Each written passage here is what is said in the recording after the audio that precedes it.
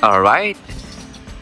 And bago tayo mag-start sa ating house tour, house specification po muna tayo. So ito po ay si Benedicta model. Si Benedicta model is na-construct sa 150 square meters of lot area and meron siyang floor area na 165 square meters. So excited na po akong ipakita yan sa inyo. Alright? And before tayo mag-start, kung bago ka sa aking channel, please like and subscribe and hit that notification bell para lagi po kayong updated. Alright? So ito po yung facade ng bahay. Alright? So one carport. Pasok tayo. Ayan.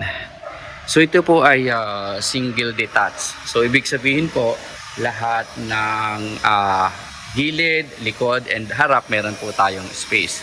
And before tayo pumasok sa loob, ipapakita ko muna sa inyo yung labas ng ating bahay. So ito po.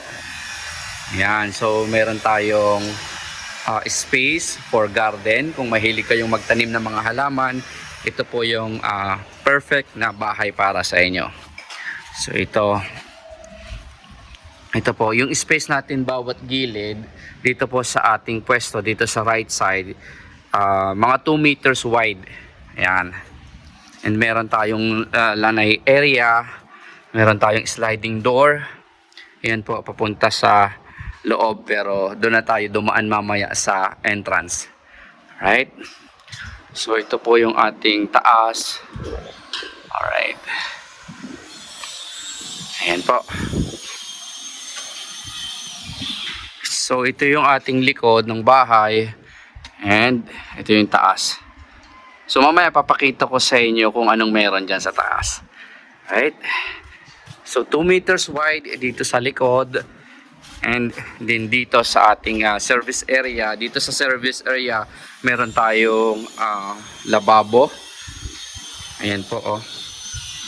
And ito yung door papasok sa bahay. Mamaya na natin pasukin, and ito po yung ating carport. So kung meron kayong SUV or van, kasyang-kasya. Okay. Nandito na ulit tayo sa harap. Tara, pasok. Ayan. So dito sa ating entrance door, pagbungad, ito yung makikita nyo. Ayan po oh. Ito yung ating receiving area. Ikot tayo. Ipapakita ko sa inyo yung kabuuan. So doon po tayo galing sa ating entrance door. Ito yung receiving area. Malaki yung receiving area. And then dito, ito yung ating magiging dining area. Katapat po ng ating sliding door papunta doon sa lanay. Ayan po. Okay. So napaka-elegant ng ating kitchen area. Kung mapapansin nyo, yung cabinet natin, no? Napakaganda. Ayan po. Mag-open tayo ng isa. So, ang maganda, hanggang ceiling na yung ating cabinet. Kung mapapansin nyo, hanggang ceiling na. Ayan o. Ayan. Meron tayong under-counter cabinet. And ito yung ating provision for ating gas stove. Ayan. So meron tayong bintana dito. Napakaaliwalas ng paghuhugas ng ating plato. Ayan po. Alright. Mamaya ipapakita ko sa inyo kung ano yung pwede nating matanaw dun sa taas. Ayan po. And then dito sa ground floor, meron po tayong 1 bedroom. Ayan po. Ito po. Bedroom number 1 sa ground floor. Right. So kung may kasama kayong senior citizen na nahihirapan ng umakyat doon sa second floor, tamang-tama po yung bedroom na to.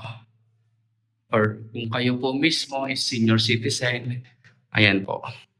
So ito yung view pag nandito ka sa bedroom number 1 sa ground floor. Ayan. Very elegant po ang bahay. Napakalakas. Ayan po. Ito yung ating stairs going up. Ito yung ating sliding door papunta doon sa lanai. Alright. Ito yung door kanina papunta doon sa ating service area. Right?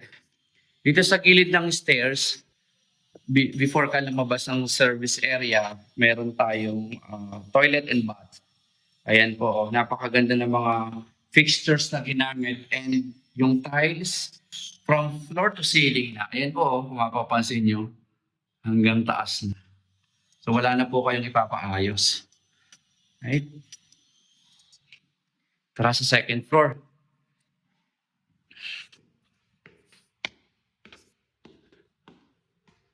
Okay. Second floor.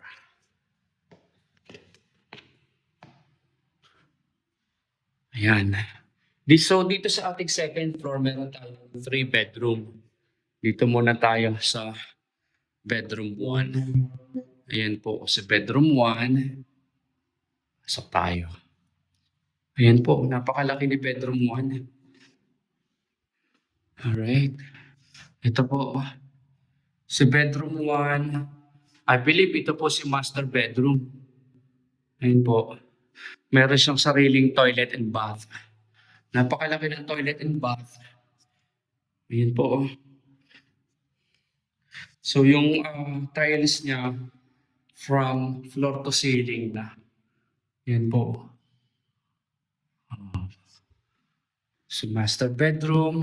And then dito pala sa ating pag-akyat mo ng stairs, meron po tayong landing area dito. Ayan po.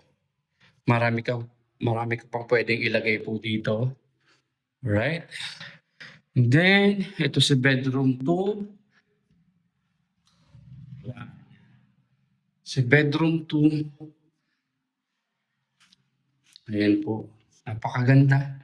Malaki yung bedroom 2. And ang maganda dito kay bedroom 2, ito yung pinaka-favorite ko dito sa room ng bahay. Ayan po, meron kang balcony. Nasa likod po ang balcony nito. Kasi po, alam niyo po kung bakit nasa likod. Kasi ito po siya. Ayan po, ito yung view pag nandito ka sa likod. Ayan, kaya dito nila nilagay yung balcony.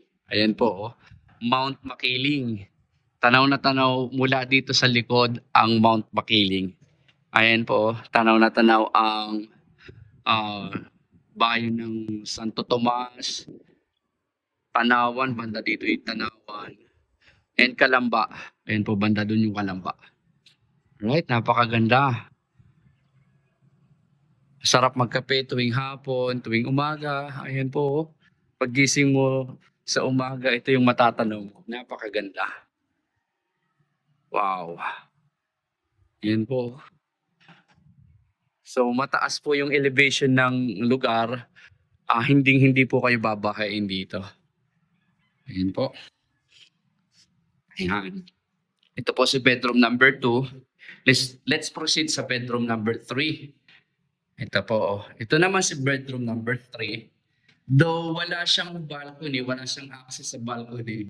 Pero from here, mula sa bintana, natatanaw pa rin po ang pakiling.